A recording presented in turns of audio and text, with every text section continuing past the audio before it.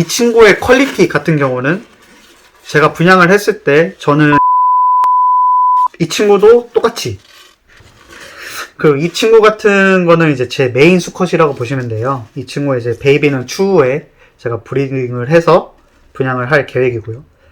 지금 이 정도 퀄리티까지 나오면 해외에서는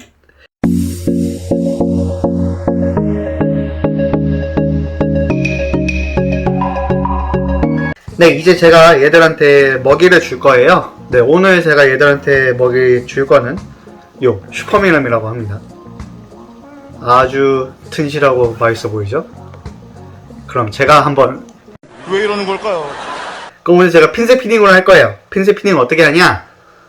아까 말씀드렸다시피 이렇게 집습니다. 이렇게 집어서 이제 얘들을 오늘 약 올리면 안 되는데 약간 이런 식으로 눈앞에서 이렇게 흔들흔들 해주면 반응이 올 거예요. 그러니까 낚시 잘 하시는 분들은 얘들 이렇게 해서 밥을 잘 먹이실 거예요. 아니면 핀셋 피딩이 안 된다. 네, 반응이 없다. 지금 반응이 많이 없죠. 얘들 배가 부른가? 없으면 딱 떨어뜨리면 됩니다. 나 이제 시선 집중이 다 됐죠?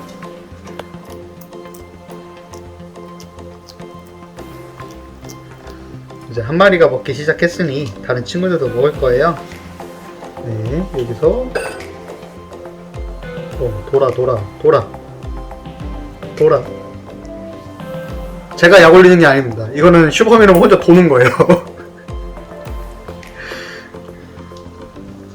이렇게 더 주고, 네, 이 친구 이제 입맛 돌았죠? 그러면 한 마리 더 줍니다. 돌고,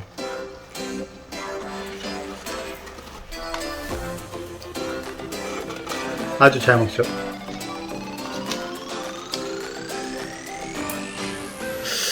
이 친구만 이제 먹이러 먹으려고 하네요. 다른 친구들도 먹을까요?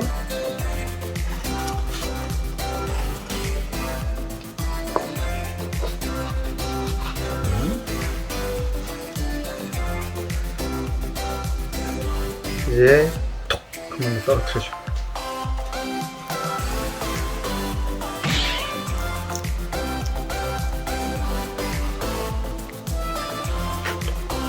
Nope.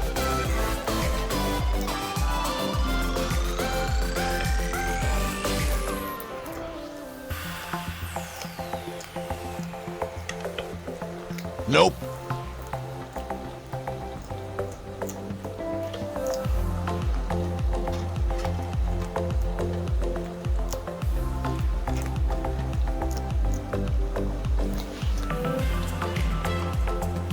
끄덕 너도 먹을 거야?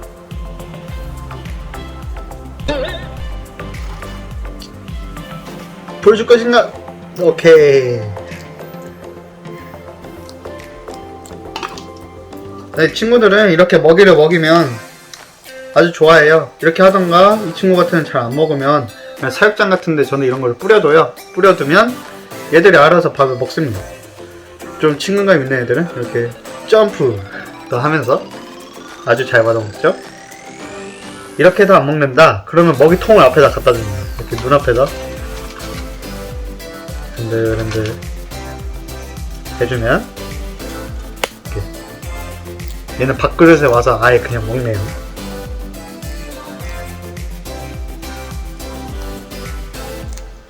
이건 먹으면 안 돼?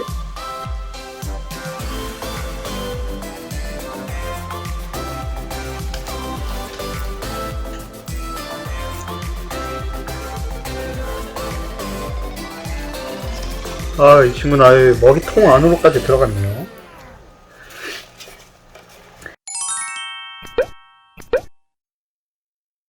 이게 비어디 드래곤들이 또 특징이 있어요. 약간 발정난 수컷 같은 경우에는 밥을 잘 안 먹을 수가 있어요. 밥을 안 먹는데 식욕이 준다는 거죠. 식욕이 줄고, 그런데 얘들은 절대 아픈 게 아니에요. 얘들이 또 아프다고 하면 이제 설사를 유발을 하는 거죠. 설사를 한다고 하면 이 변이 완전 엄청나게 묽게 나오던가 아니면 완전히 소화가 안 된 거래 나와요. 근데 간혹 가다가 제가 분양한 개체들에 대해서 사람들이 물어보는 게 있어요. 이거 설사 아니냐. 딱 봤을 때는 설사가 아닌데 이게 도마뱀을 처음 키워보시는 분들은 이제 도마뱀에 대해서 약간 무서운 점도 있어요. 얘들이 언제 폐사할지를 모르고 어떻게 키우는지를 모르는데, 그 설사라고 하면 그 완전 녹변이 나올 수가 있어. 완전 초록색. 얘들 초록색을 먹은 적이 없는데 초록색을 나온다든가, 아니면 혈변을 동반한다든가, 피가 나온다는 거죠. 피가 나오고 기생충 안에, 아니, 변 안에 이제 기생충이 보일 거예요. 그럴 경우에는 이제 병원에 가셔야 됩니다. 이거는 자가치료가 조금 어려운 부분들이에요. 자가치료가 어렵고 병원에 가서 진단을 받고 그거에 대해 약을 지어 먹는 게 가장 저는 좋다고 판단을 합니다.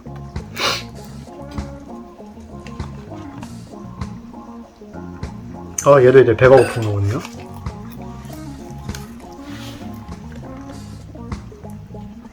그럼 이제 제가 또 설명을 드릴게. 이 펫패드가 있어요. 펫패드라고 하면 펫이 뭡니까 여러분? 돼지. 패드가 뭐예요? 그 마우스 패드 쿠션감 있는, 그렇게 생각하시면 돼요. 여기를 보시면 좀 가만히 있어봐, 설명 좀 할게. 네, 펫패드라고 하는데 이게 건강하지 않은 개체들은 움푹 들어가 있어요. 그냥 육안으로 봤을 때 아예 푹 꺼져 있듯이 보여요.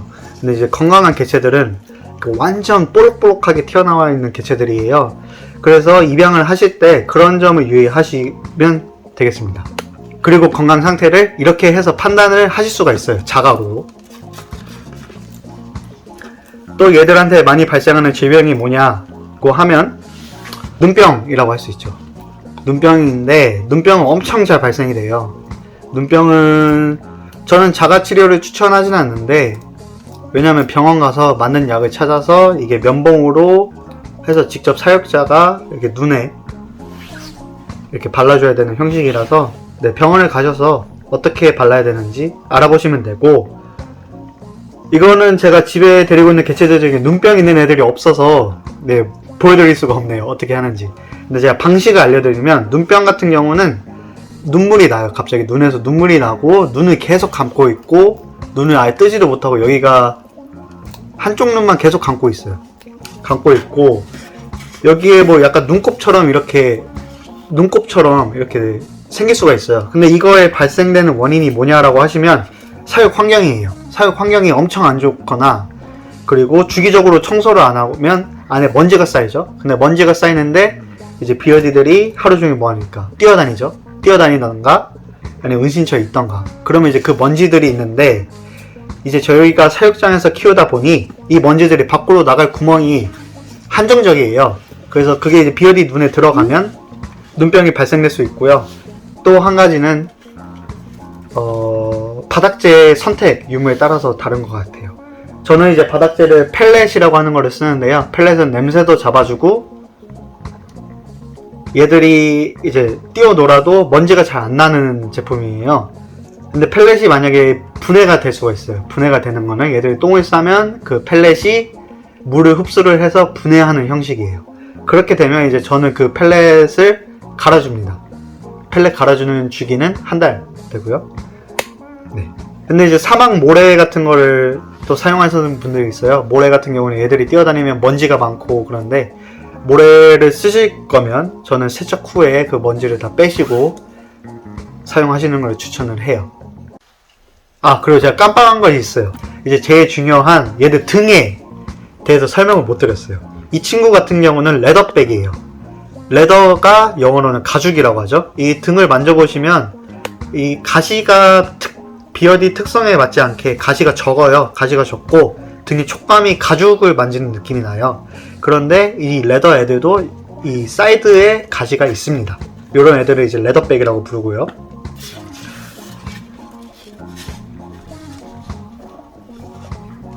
이제 이 친구를 노말백이라고 해요. 노말백이라고 하면 이제 저희가 흔히 알고 있는 비어디를 말씀을 드리는 거예요. 노말백은 이제 여기 가시가 잘 보이죠? 가시가 있고 얘들은 오돌토돌하면 이렇게 만지면 느낌이 약간 거친 느낌이 있어요. 이러한 느낌을 가진 친구들이, 가시도 많고 친구들이 노말백이라고 부릅니다. 그리고 제가 지금 데리고 있지 않는데 실키백이라는 친구도 있어요. 실키백은 뭐냐? 실키백이라고 하면 이 레더백을 비유로 할게요. 실키백은 이 피부가 거치지 않고 비단 같은 느낌이 나는 친구들이에요. 그 친구들은 이렇게 비어디 특징에 나타나 있는 이 가시가 아예 없는 친구들이에요. 이 친구들을 실키백이라고 부르는데, 실키백 같은 경우는 케어하기가 너무 어려워요. 너무 어렵고 피부가 잘 상해요. 잘 상하고 얘들이 그래서 부절도 많이 일어나요. 부절이 많이 일어나서 해외에서도 실키백을 브리딩하는 경우는 없고요. 암컷 같은 경우는 수컷이 목을 물 때 피부가 통째로 뜯겨져 나갈 수도 있는 게 실키백입니다. 그래서 실키백을 브리딩 하시는 거는 절대로 추천을 드리지를 않아요. 드리지도 않고, 그러한 특징을 가진 친구들은 생산도 되어서는 안 된다고 생각을 합니다, 저는.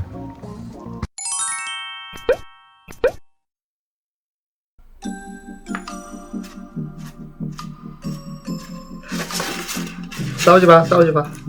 아, 시작부터 싸우기야. 싸우지 마. 잠깐만. 싸우지 마, 싸우지 마.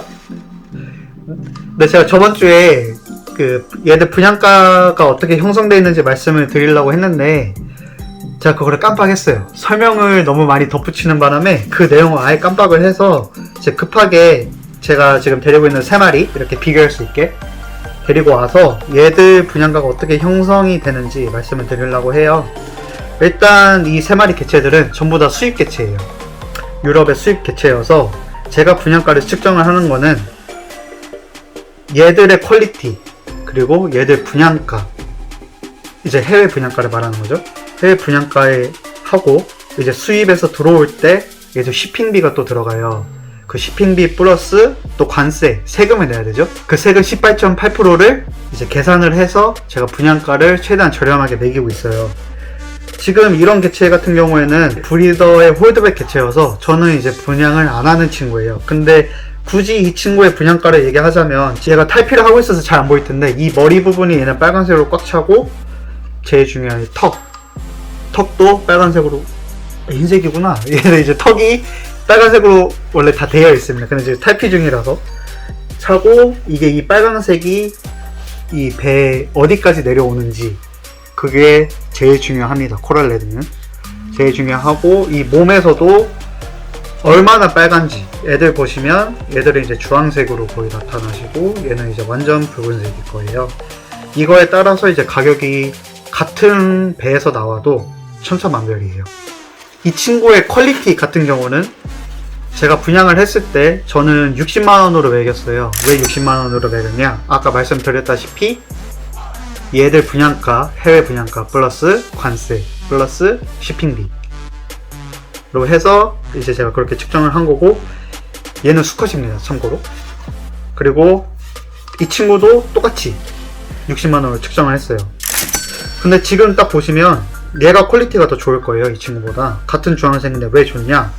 얘는 이전 영상에서 말씀드렸다시피 햇으로 가지고 있는데, 그 햇 트랜스를 가지고 있는데도 색깔이 이렇게 나와서입니다. 이 친구 같은 거는 이제 제 메인 수컷이라고 보시면 돼요. 이 친구의 이제 베이비는 추후에 제가 브리딩을 해서 분양을 할 계획이고, 지금 이 정도 퀄리티까지 나오면 해외에서는 거의 2,000불에 분양을 하고 있습니다. 2,000불이라고 하면 환율로 계산을 때리면 약 220만원 정도 되는 개체죠. 근데 이제 저는 만약에 얘를 분양을 한다고 하면 나중에 어떻게 될지는 모르겠습니다. 분양을 하게 된다면 그래도 한 200만원에서 250만원 정도 하지 않을까 싶습니다.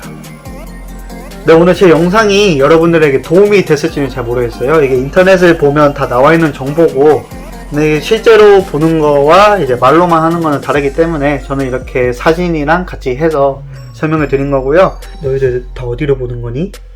No! God, please, no! 그래, 너희들도 마무리 멘트 하자. 파충류 교주가 되고 싶은 남자 파맨TV의 파맨이었습니다. 모두들 파맨.